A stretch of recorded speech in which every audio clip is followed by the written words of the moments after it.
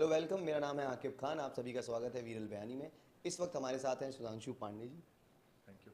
यानी कि वनराज, जिन्होंने सबके दिलों पर राज किया है। सर, सबसे पहले तो कैसे हैं आप? मैं बहुत बढ़िया हूँ। Thank you very much for having me Aqib on this show. Thank you. शुरुआत तो हम वनराज से ही करेंगे सर।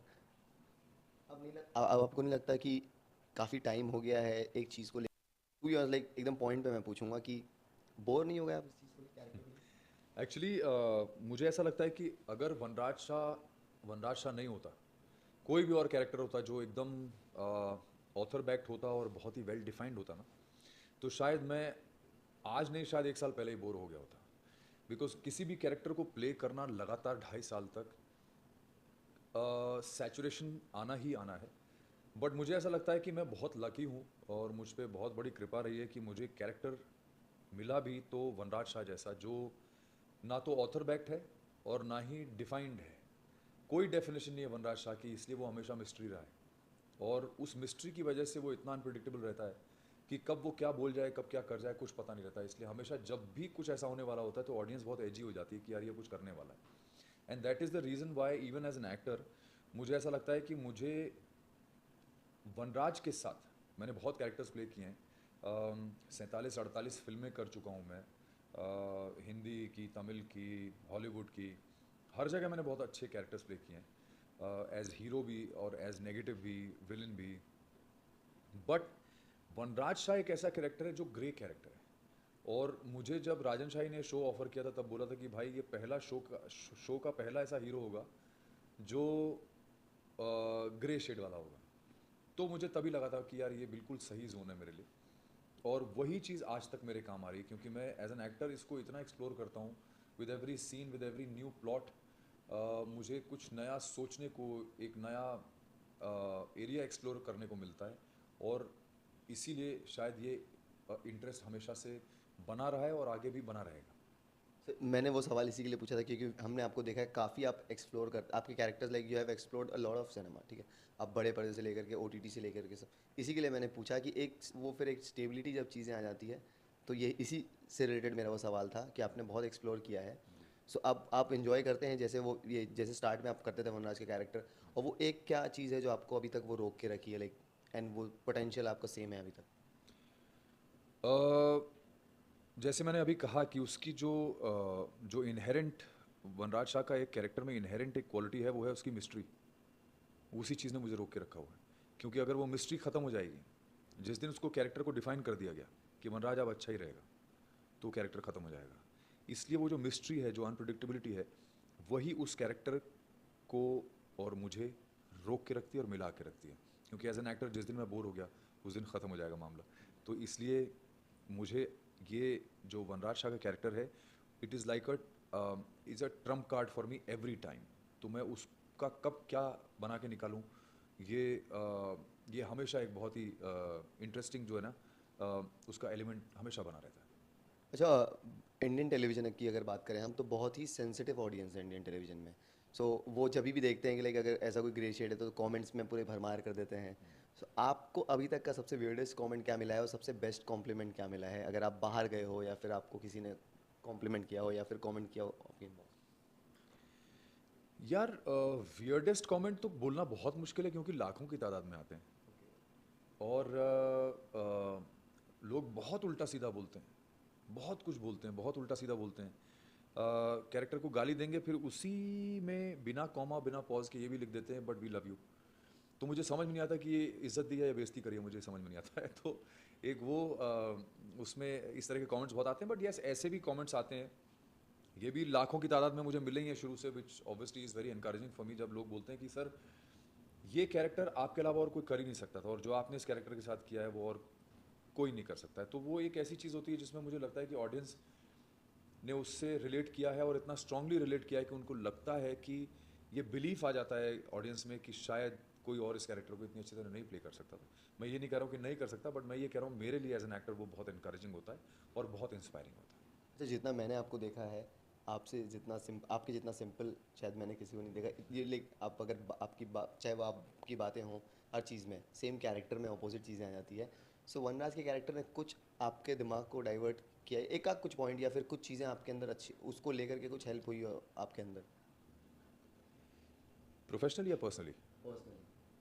पर्सनली कोई फ़र्क तो नहीं आया, बट एक सिमिलैरिटी जो है जो वनराज में और मुझ में है पर्सनल लाइफ में, वो है कि वो जैसे वनराज को दिखाया ना कि वो फैमिली के लिए कुछ भी कर सकता है और वो फैमिली ही सब कुछ है उसके लिए, मैं एग्जैक्टली वैसा हूँ पर्सनल लाइफ में. For me everything is my family and I could do anything for my family. So my entire focus is always on my family. My life revolves around the family. So that is one similarity that I have with Vanraj Shah.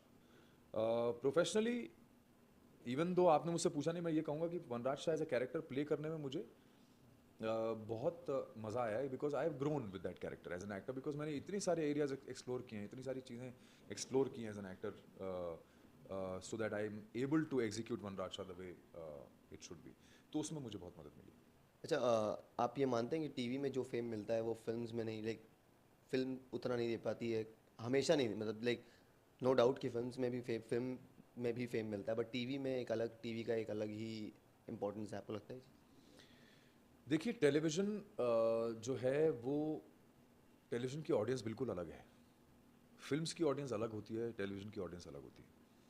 Television वो चीज़ है जो आपको रोज़ चाहिए, और ये एक addiction की तरह है. दाल रोटी या दाल चावल सब्ज़ी जो इंसान का रोज़ का खाना होता है, टेलीविज़न वो है. ओटीटी और सिनेमा वो है जो आप अपने परिवार को वीकेंड पे लेके जाते हैं किसी अच्छे रेस्टोरेंट में चाइनीज़ खिलाने के लिए, बट वो खाना आप रोज़ नहीं खा सकते. और यही बात मैं हर इंटरव्यू में बोलता हूँ कि बहुत डिफरेंस है दोनों में, ऑडियंस में बहुत डिफरेंस है. एक्टर हर जगह एक्टर रहता है, बट मीडियम्स अलग हो जाते हैं, ऑडियंसेस अलग हो जाती है. और मुझे ऐसा लगता है कि टेलीविज़न की पॉपुलैरिटी जो है वो बहुत ज़बरदस्त है, बट अगर शो बंद होता है तो वही ऑडियंस 3-4 महीने में वो कैरेक्टर्स भूलने लगती है, because something else takes over. That is the flip side of television. But film अगर आप कोई करते हैं, जैसे मैंने खिलाड़ी 420 मेरी पहली पिक्चर थी, as a parallel lead opposite Akshay Kumar, Mahima Chaudhry उसमें हमारी हीरोइन थी. वो लोगों को आज भी याद है, और मैं उसमें पुलिस इंस्पेक्टर बना था, वो भी याद है. सिंघम में मैंने स्पेशल अपीयरेंस किया था, इंस्पेक्टर राकेश कदम जो अपने आप को गोली मार लेता है, फिर अजय देवगन आके बदला लेता है, व्हाटएवर. वो ये चीज़ जो है वो परमानेंट इम्पैक्ट है लोगों के दिमाग पे, परमानेंटली स्टैम्प होते. तो there is a difference of impact of television and films और मे बी ओटीटी. पॉपुलैरिटी सब जगह है. टेलीविजन की पॉपुलैरिटी बहुत इसलिए होती है क्योंकि कंटिन्यूसली चलता रहता है, लेकिन अगर वहाँ पे कोई भी ब्रेक लगेगा तो ऑडियंस उसको भूलने भी लगती है, because something else has come there. You understand? So there is always going to be a difference there. But yes, television popularity is huge. I think television actors are doing so well, and so many of them are also doing now OTTs, and they've also, been doing films, which is a very, very good progress and very good growth for the actors. Set पे सबके साथ equation कैसा है, खास करके हम आपके reels देख रहे हैं मदरसा के साथ, सो कैसा आप लोगों का बॉन्ड है, और थोड़ा सा बताना चाहेंगे?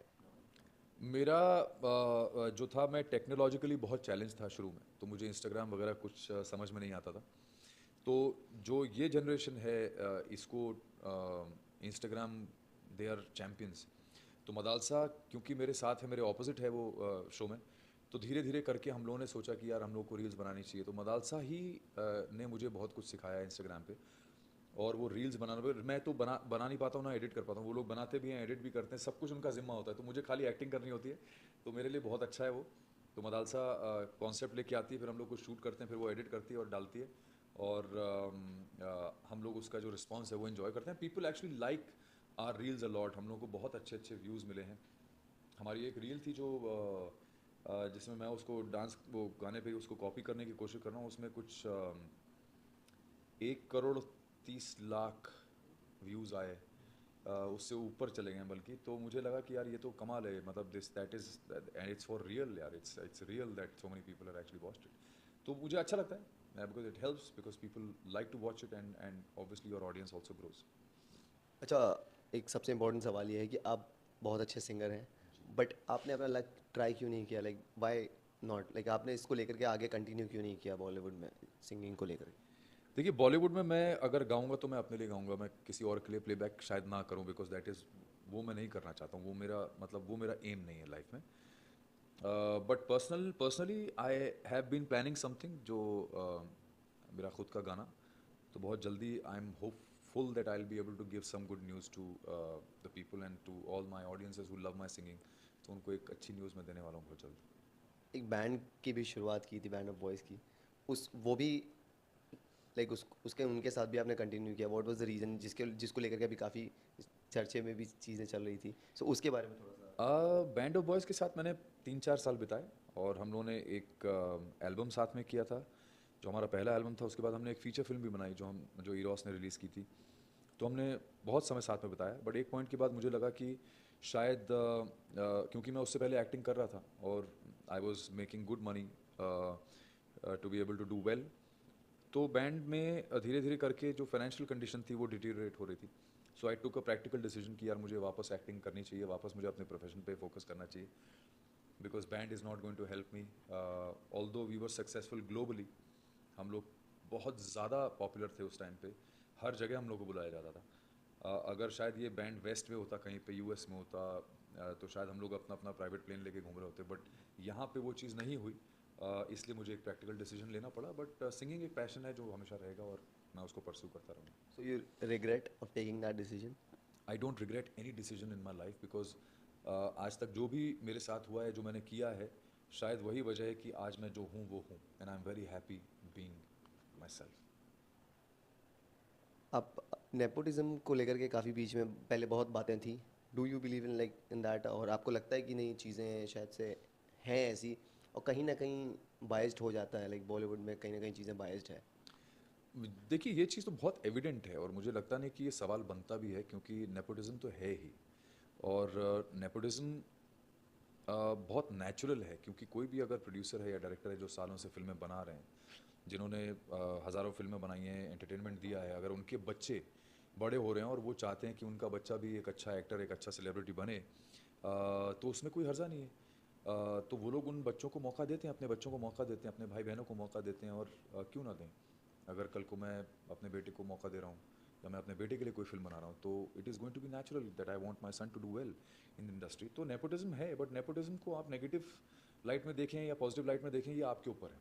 But yes, having said that, बहुत सारा टैलेंट है जो फिल्म इंडस्ट्री के बाहर से आता है, और उस टैलेंट को हमें रिकग्नाइज करना बहुत ज़रूरी है, क्योंकि जब भी 99% अगर आप देखेंगे तो जितना टैलेंट है वो बाहर से आया है। और वो शायद इसलिए कि जो भी लोग बाहर से आते हैं वो बहुत भूखे होते हैं और बहुत हंग्री होते हैं कुछ करने के लिए, कुछ बनने के लिए, और उन लोगों को मौका देना बहुत ज़रूरी है। तो अगर इस तरह का कोई भी एक दायरा बन जाता है जिसमें प्रोड्यूसर्स या जो फिल्म इंडस्ट्री के जो जो पावरफुल लोग हैं, अगर वो उस दायरे में बाहर वालों को नहीं एंट्री देंगे, तो ये मेरे ख्याल से गलत बात है, क्योंकि बाहर के टैलेंट को हमको बहुत ओपन आर्म से एक्सेप्ट करना चाहिए, उनको प्यार देना चाहिए, बिकॉज बहुत टैलेंट है और हमें उनको प्रमोट करना चाहिए ताकि इंडस्ट्री ग्रो कर सके। रियलिटी शोज़ को लेकर के कोई प्लान आपको कि और आपका फेवरेट रियलिटी शो कौन सा है? मैं रियलिटी शोज देखता ही नहीं हूँ एक्चुअली,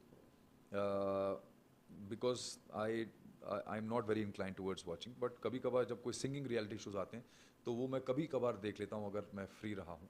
अदरवाइज तो मैं रियलिटी शोज ऐसे देखता नहीं हूँ। I am not very fond of reality shows, because reality shows have the maximum drama, उसमें कुछ भी रियल नहीं होता है 99%। तो I don't like to watch reality shows, और I don't think I can I if I am offered to host a reality show तो मैं डेफिनेटली होस्ट करूँगा, but to be taking part in it as a contestant, I don't think that is ever going to happen. अच्छा, होली भी on the way है, सो क्या plans है होली के, आप कैसे स्पेंड करने वाले हैं होली? बस होली के दिन दिल मिल जाते हैं रंगों में रंग मिल जाते हैं, तो देख रहे हैं कि कहीं हमारे कुछ लोग हैं जो प्लान कर रहे हैं कुछ करने का, अगर वो प्लान बन गया तो फिर हम लोग होली खेलेंगे रंगों से और पानी से, खूब मज़े करेंगे। जाते थे अपने ऑडियंस और फैंस को क्या मैसेज देना चाहेंगे, आप फिटनेस को लेकर के क्या टिप्स देना चाहेंगे? बिकॉज हमने आपको देखा है like you are been consistent with your fitness, like आप फिटनेस को लेकर के काफ़ी ध्यान देते हैं। हाँ, फिटनेस को देखिए, फिटनेस एक ऐसी चीज़ है जो हमारी इंडस्ट्री के लिए या किसी भी इंडस्ट्री के लिए हमेशा से बड़ी ज़रूरी मानी गई है। तो मैं सबसे पहले ऑडियंस को ये बोलना चाहूँगा कि फ़िटनेस फिजिकल ही नहीं होती है, फिटनेस मेंटल भी होती है। तो मेंटल और फिजिकल दोनों फिटनेसेस पे, दोनों हेल्थ पे ध्यान दीजिए, और जो भी चीज़ आप वो करें वो ऐसी करें जिससे आपको पहले आप मेंटली अपने आप को हेल्दी बना सकें, क्योंकि फिजिकल हेल्थ तो आप फिर बना ही लेंगे। तो it is very important that we focus on our state of mind and our mental health, and thereafter your physical health, because this is the most important. If you're not mentally healthy, you can never be physically healthy, and you can never really ever do anything if your mind is not in the right place. Thank you so much sir, बहुत अच्छा लगा आपसे बात करके। उम्मीद करेंगे कि आप ऐसे ही एंटरटेन करते रहें और सारी आपकी विशेष पूरी हो। Thank you so much.